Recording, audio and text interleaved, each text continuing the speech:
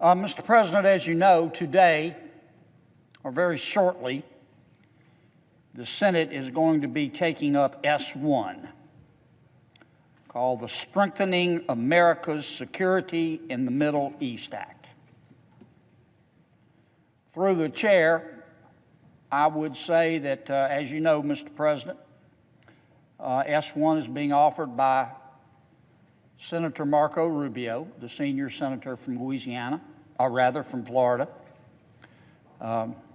He, as we also know, is whip smart, and Senator Rubio has forgotten more about foreign policy than I will ever know. I have enormous respect for him, and nothing I say today is meant to criticize his extraordinary efforts on this bill, much of which I have supported and will continue to support. But there's a deficiency in S-1, Mr. President. We can do better by filling that hole. Once again, Congress is paying lip service to protecting our allies in the Middle East. We're calling this bill a protector of our allies in the Middle East, and in large part it is, with a major exception. Because once again, the United States Senate is leaving behind our friends and allies, the Kurds. It's not the first time the Kurds have been left behind, Mr. President. The Kurds were left behind when the Ottoman Empire collapsed and there remained a stateless people. The Kurds were left behind as modern states grew up around them. In Syria, in Iran, in Iraq, in Turkey, where they had no political representation, where the Kurds had no future besides oppression. The Kurds were left behind again in 2011, when Allied troops pulled out of Iraq and ISIS was just beginning to emerge. It's time, Mr. President, that we break that pattern once and for all, and the Senate can do it in Senator Rubio's stellar effort in the form of S-1. Now, as I said, Mr. President, S-1 does some really good things. Thank you, Senator Rubio. It will reaffirm our commitment to protecting Israel, one of our closest, certainly our closest friend in the region, maybe our best friend in the world. Sometimes I think Israel is our only friend in the world. S-1 will strengthen our bond with Jordan, another key ally in fighting terrorism and the humanitarian catastrophe caused by the Syrian refugee crisis. It will combat a radical economic warfare campaign against Israel. Let me say that again because it's important. S-1 will combat a radical economic warfare campaign against Israel. I support that unconditionally. S-1 will create new sanctions on the government of Syria that targets those who've been laundering money to help the Assad regime. I support all of those things. But, Mr. President, with all the respect I can muster, I say gently that it is a lie. It is a lie for anyone to say that S-1 protects all of our allies in the Middle East, because it will not. S-1 makes no mention of our Kurds, our Kurdish allies, at all. And I have an amendment pending. I've offered an amendment, rather, that would fix that. Mr. President, there are 30 million Kurds in the Middle East. They don't have a state. They don't have a country to call their own. They're not really safe anywhere. As a result, the Kurdish people have suffered tremendously throughout history. They've been subjected to discrimination, massacres, forced relocation, and countless other human rights violations. Saddam Hussein attacked more than 4,000 Kurdish villages, not people, Kurdish villages with poison gas and other chemical weapons during the Iran-Iraq War. 180,000 people died. They were murdered. Many more were tortured. Even more were imprisoned. Thousands fled. Not that they had anywhere to go. In the 1990s, Turkish soldiers made a hobby out of burning down Kurdish villages. Since 1984, more than 40,000 Turkish Kurds have been killed. They still face oppression today in nearly every country they inhabit. The Turkish defense minister made that clear in December when he said that when the time comes, the Kurds, quote, will be buried in the ditches they dug. No one should doubt this. That's a quote. Now, through all this incomprehensible suffering, the Kurds have stood by America. And we have stood by them through the decades, through thick and through thin.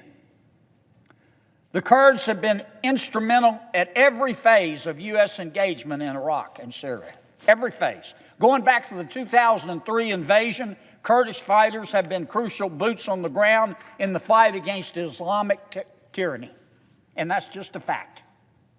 The parts of Iraq retaken and controlled by the Kurds were strongholds for Western values like democracy and capitalism and multiculturalism.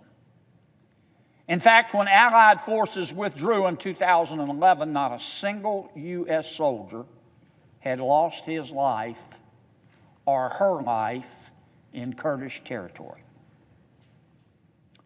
The Kurdish-led Syrian Democratic Forces, better known as the SDF, have been another set of boots on the ground in the fight against ISIS. With the help of coalition supplies and weapons and airstrikes,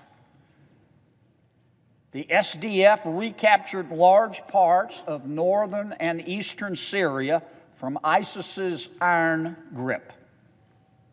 4 years ago, Mr. President, you'll recall, there were 100,000 ISIS soldiers.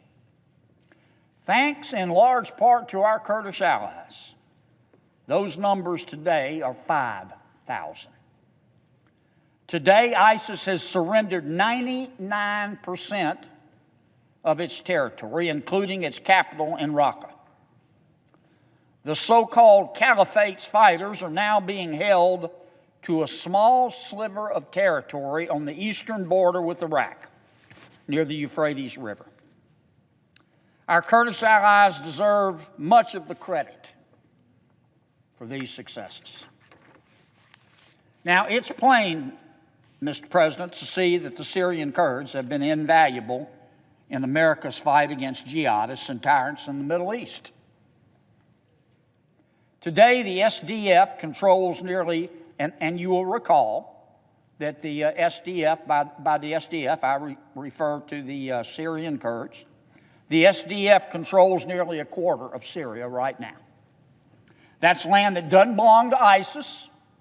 That's land that doesn't belong to Assad, a butcher. That's land that doesn't belong to Russia. And that's land that doesn't belong to Iran.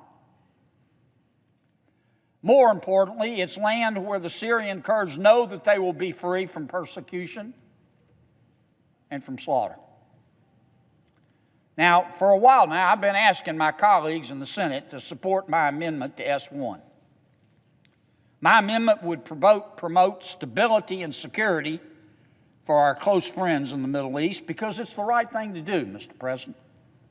It's the moral thing to do. And Americans' foreign policy has always had a moral component. My amendment would allow the U.S. to defend the Kurds in Syria by giving the president, not requiring the president to do anything, but it would give the president the authority to use our military as he deems fit to keep our promise and to protect our allies and all of our allies. And after all, the Kurds have contributed to the fight against ISIS, and we owe them some peace of mind as we draw down our presence in the region. As we draw down our presence in the region, it's time to stand up and stand by our friends to make sure the fight stays won. The threat of U.S. military force, Mr. President, has been a major deterrent for the reemergence of jihadists like ISIS and Al-Qaeda. As the President knows well, weakness invites the wolves.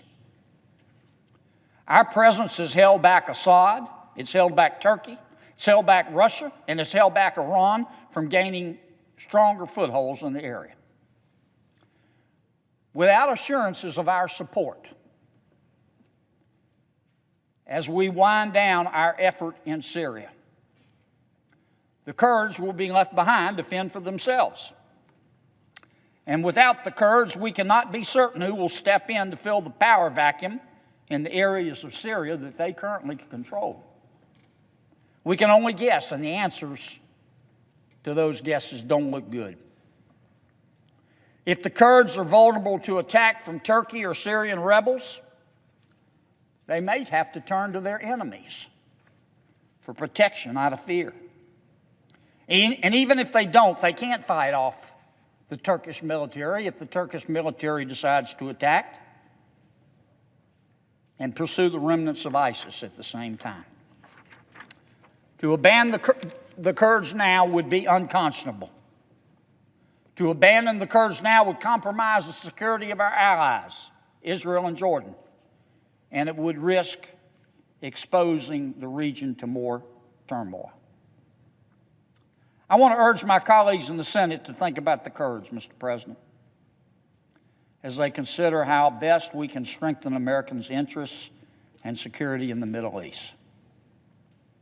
It's time we make sure that America keeps the promises that we've made to all of our allies, not just some of our allies, all of our allies in the Middle East.